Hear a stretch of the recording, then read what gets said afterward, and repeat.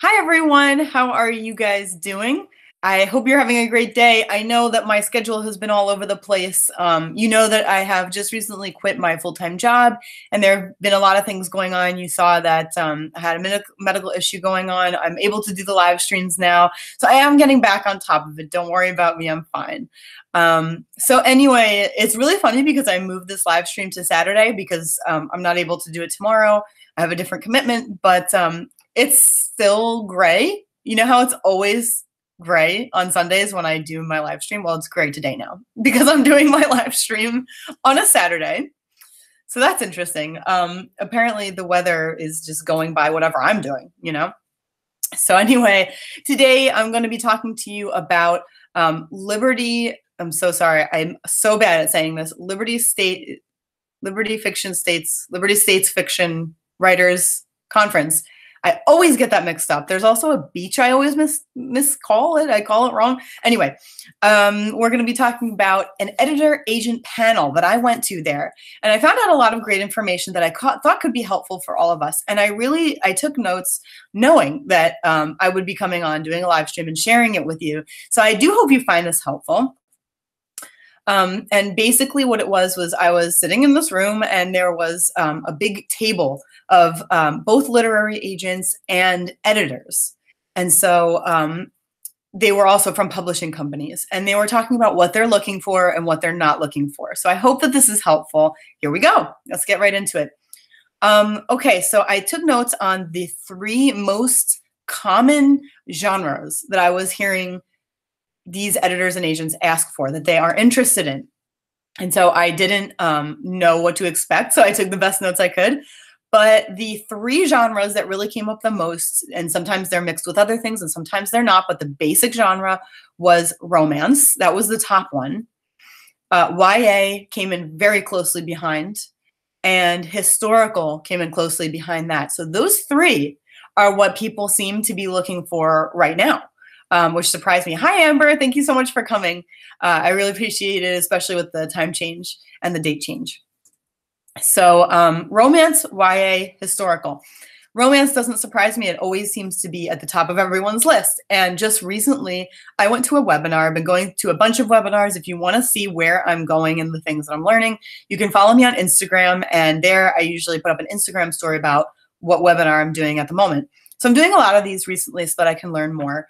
And romance, what I just saw was there's a statistic out there that says basically erotica, like heavy erotica, is on the downtrend. And of course, it's still a thing. I mean, you know, every genre is always still a thing. It's just a matter of what's more popular. So just straight up erotica seems to be trending downwards a bit. And then romance, like wholesome romance, seems to be on the uptrend. So I wanted to tell you that in conjunction with what I heard from these lit panels.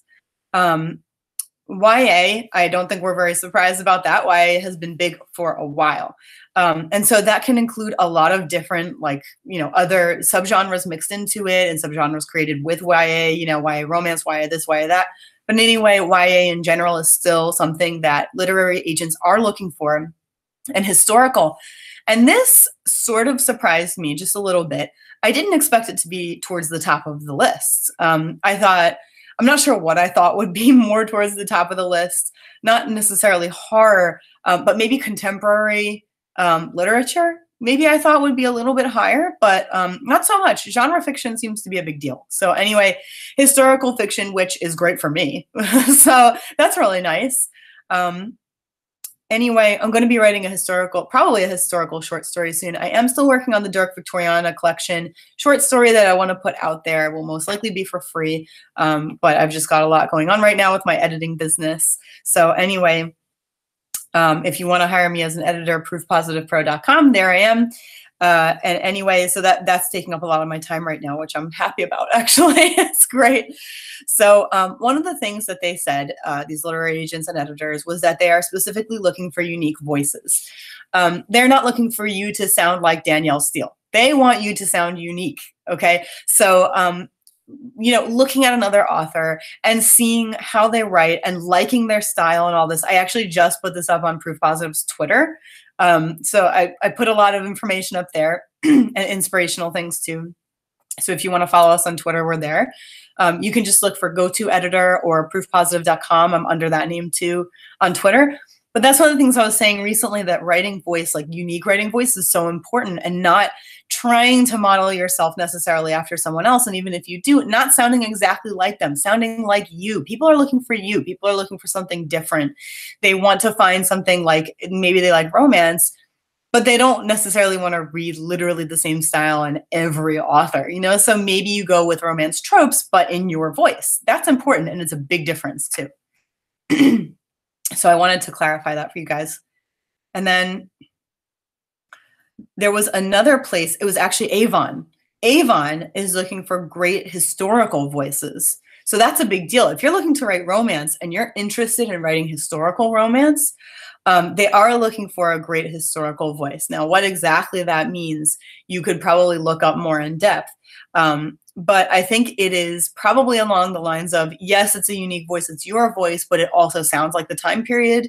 So not so modernistic, so much modernistic speak in a historical setting, right? You would really, the whole thing would feel historical, and it would really put you into that time period. And I think that's really probably what they're talking about. And then St. Martin's Press said specifically that they are looking for absorbing stories. Now, that's everyone's ideal, but I did just recently do a blog post on, it was Kelly Charon's blog. You can check her out. Her last name is spelled Charron. On her blog, Kelly Charon, I just did a blog post about deep POV, and that's a really important thing. And that does have to do with absorbing stories. If you can get so deep into the character that every word, every sentence, and every thought, and everything sounds like the character who, like, especially if you're doing it from first person, you know, that could be really good. But I know a lot of people write in third person. So, you know, that each character sounds distinctly like themselves, that if you're doing it from one character's perspective, the whole thing sounds like it's from their perspective, and not a touch of the author sounds like it's in there. That is automatically an absorbing story, you know? So that is I wouldn't call it an easy way, because deep POV is not easy, but it is one surefire way to make sure that your story is absorbing, like they're looking for. So another one that I heard was, and this one's very interesting, redefining the alpha male according to the Me Too movement and heroines that go with that. So what episode, I have written here as an example, like what episode caused the issue the person has. So like putting that with the Me Too movement. I find that very interesting, because recently I was also in a webinar where the person was saying, if you look up like billionaire romances, for example, there are a million, how do you differentiate yourself? And at some point, these things start to wear out, you know, like people have seen enough and they've got it and they're good. You know what I mean? And they're looking for something brand new. So I'll just repeat that one more time for you. Redefining the alpha male according to the Me Too movement. So that also includes like an alpha male, maybe being an alpha male, but also being somewhat sensitive to what a woman has gone through in her life. And Amber is saying that's very interesting. I found it interesting too. And I thought it was kind of a relief that we're taking alpha males in a different direction, because I feel that they've been the same for a little too long. You know, and that's just me. I mean, everyone feels differently. There's always going to be readers out there who are looking for the same alpha males. That's just what they like. And that's totally fine. And there are always going to be writers doing that, and readers who want to read it. And, you know, what I always say, write what you love and readers will find you. So really, if that's what you're into, do it. But I'm just telling you what these literary agents are saying they're looking for. So I thought that that was a particularly interesting one. And the fact that they're hopping onto the Me Too movement. Now, note, the entire panel was women. There was not a single male literary agent or editor up there. It was all women. So that was interesting in and of itself. Anyway, so the fact that they're taking something like the Me Too movement, that's kind of a good hint. So for me, I would adapt that and I would say like, okay, what's going on in the world? What's a really big deal? What's a movement people are into? That's something that might sell well, you know, and that's not like using things like that to sell well. It's really like people want their stories told, you know? people want to relate to what they're reading. And so if you've got people who are in the Me Too movement and are really like getting into it because they've gone through stuff, they want to read that other people have gone through that stuff too, you know? So that's just like another insight. A lot of that was my insight, but anyway, that's just another insight for you guys that I think will be helpful. Now, there was one thing they said, and that was, don't chase trends. The market will be oversaturated by the time you chase that trend and submit your story. Now, this caused some confusion for me. I did ask on a different panel that was with Julie Kenner and Dee Davis, who are both New York Times bestsellers. I did ask them specifically that question because when I heard them say, don't chase the trends, the market is already going to be oversaturated, you're not going to make it in time, or your book isn't going to be enough quality, I was sort of like, okay, so you don't chase trends, but the trends are there and they're important because people are reading them and literary agents are accepting them, but don't chase them. So I was really confused by that. And like I said, in the Julie Kenner Dee Davis panel, I asked them, what does this mean? What are you talking? What were they talking about? Because I thought, let me ask these authors who actually made these big. I'm trying to think of what that. It was the keynote speech. They both made keynote speeches, and they were talking about also following trends. So I'm hearing different stories from different people, and I wanted to know. Although all the literary agents agreed, don't chase trends, you've got bestsellers doing it. So I asked them and they said, you can follow the trends if one, it plays to your strength, or it's what you love, or it's what you want to do, and two, if you can write fast. So that's a really good point. Like someone like me, I can't say that I write crazy fast. Probably if I decided to dedicate a ton of time to it, I could, but that's not like my main job. You know, my job is editing really. So I only have so much time to write and I need to use that time very wisely. That means that I may not be able to follow these trends, you know, but someone who writes really, really, really fast could possibly do it. And if it's something you love, if you're like really into that genre, then you may be more likely to write faster, if that makes sense. And they also said that some trends are quick, some last longer, and you can usually tell which ones are which. So they're talking about like, let's say medical romance came in and that's like a really distinct subgenre, you know, that might be a lot faster. That might be like in and out. But if you've got like a broader genre and like, you know, just romance in general or something more popular like historical romance that a lot of people get into and has been popular anyway, then, you know, I mean, that might be a longer lasting one. Hey, Marinska, glad to see you here. So I think that's what they were talking about. And then they said, otherwise, you shouldn't chase trends because your readers can tell if your heart isn't in it. So I thought that that was really interesting too, because that's another thing I say all the time. Readers can tell if you love what you're writing. If you're just writing something just because you think that it's going to sell, but you don't like it, usually readers can tell. And Amarinska is a reviewer, so she can probably attest to that. You can usually tell this person just pushed it out, or this person just like on the page, you know, and didn't really take much care in it. That's just going to be disappointing to your readers, especially if they're used to high quality, which of course they should be. So I could understand a lot better once that question was answered, why you shouldn't go after trends in some cases and why in, I guess I would say rarer cases.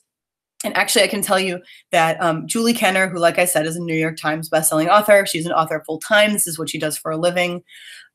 She had also said that she started chasing a couple of trends because her publisher told her to.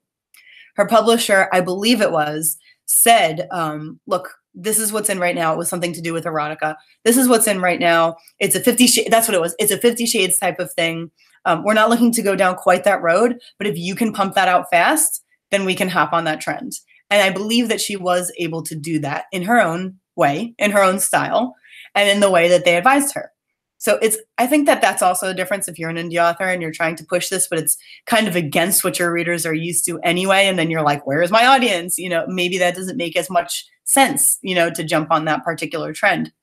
But like for me, I'm hearing that literary agents and editors are looking for historical. Well, that means that readers are looking for historical, which means whatever I put out next may have a better chance of getting out there and being seen.